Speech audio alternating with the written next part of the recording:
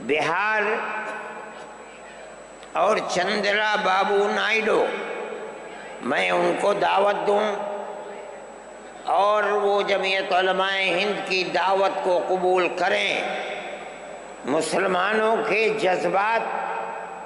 اس مسئلے سے کتنا جڑے ہوئے ہیں وہ اپنے بنگلوں میں، بالا خانوں میں اور اسمبلی کے ہالوں میں بیٹھ کر کبھی نہیں سمجھ سکتے۔ اگر وہ عبرت اور نصیحت لے سکتے ہیں تو آج مسلمانوں کا یہ جم غفیر انہیں بتا سکتا ہے کہ وقف ترمیمی بل اور جو حالات ملک میں پیش آ رہے ہیں، مسلمان کا دل و دماغ کیا سوچ رہا ہے اور کس طرح ان حالات کو اپنی آنکھوں سے دیکھ رہا ہے، مگر یہ بات نہیں ہو سکی۔ پھر بھی میں نائیڈو جی کا شکریہ ادا کرتا ہوں، اور اس لیے کہ بی جے پی حکومت اصل یہ ہے کہ ملک میں ملک کے بسنے والوں نے ہرا دیا اس کو، ان حالات کو ملک نے قبول نہیں کیا، لیکن اپنے دو اتحادیوں کی بیساکھی کے اوپر بی جے پی گورنمنٹ بیٹھی ہے۔ ان میں بڑی مضبوط بیساکھی چندرا بابو کی ہے اور ایک بہار کے اندر ہے۔ میں نے دعوت نامہ بھیجا، لیکن انہوں نے معذرت کر دی، لیکن اپنی پارٹی کے نائب صدر نواب جان صاحب کو بھیجا یہاں۔ میں اسے بھی بہت بہترین نظر سے دیکھتا ہوں۔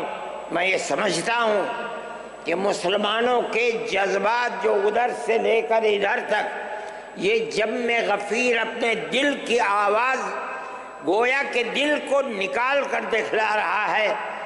ترجمانی یہ جا کر کے کریں گے، اس لیے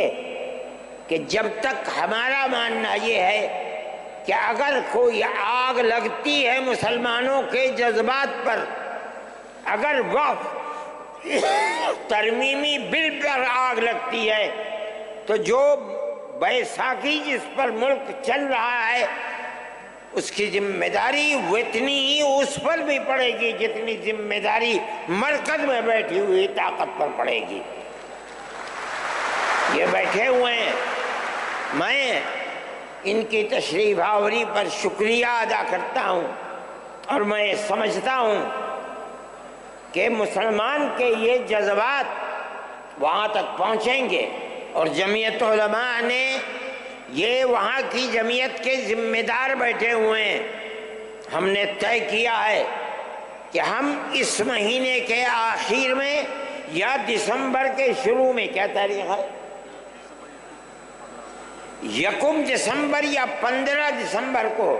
ہم وہاں بھی جمعیت علماء کی طرف سے کڑپا میں، جو چندرا بابو نائیڈو کا وطن ہے، ہم وہاں انشاءاللہ 5 لاکھ مسلمانوں کو جمع کریں گے اور اپنے دل کے احساس کو ان کے سامنے رکھیں گے۔ ہم جس طرح اس مسئلے کے اندر ملک کی موجودہ مرکزی حکومت کو ذمہ دار سمجھتے ہیں، اگر خدا نہ خواستہ یہ قانون پاس ہوا تو وہ بیساکھی جن کے اوپر یہ بیٹھ کر حکومت کر رہے ہیں وہ بھی اس ذمہ داری سے سبکدوش نہیں ہو سکتی۔ میں اپنے ان جذبات کے ساتھ نواب جان صاحب کا خیر مقدم کرتا ہوں۔ یہ نائیڈو جی کے نائب ہی سمجھیے، ان کی پارٹی کے نائب ہیں، اور مولانا خالد صاحب مسلم پرسنل لا بورڈ کے صدر ہیں، مولانا کا تعلق بھی تشریف رکھیں، ان تمام مسائل سے ہے جو مذہبی مسائل ہیں اور مسلمانوں کے خلاف اٹھائے جاتے ہیں۔ حضرت مولانا کی تقریر بھی آپ اس موضوع پر سنیں گے، اور سب سے بہترین مسلمانوں کی طرف سے اس بل کے خلاف جو چیئرمین کے سامنے اور مجلس کے سامنے اس مدعا کو رکھنے والے ہیں وہ ہمارے ورکنگ کمیٹی کے ممبر اور سپریم کورٹ کے وکیل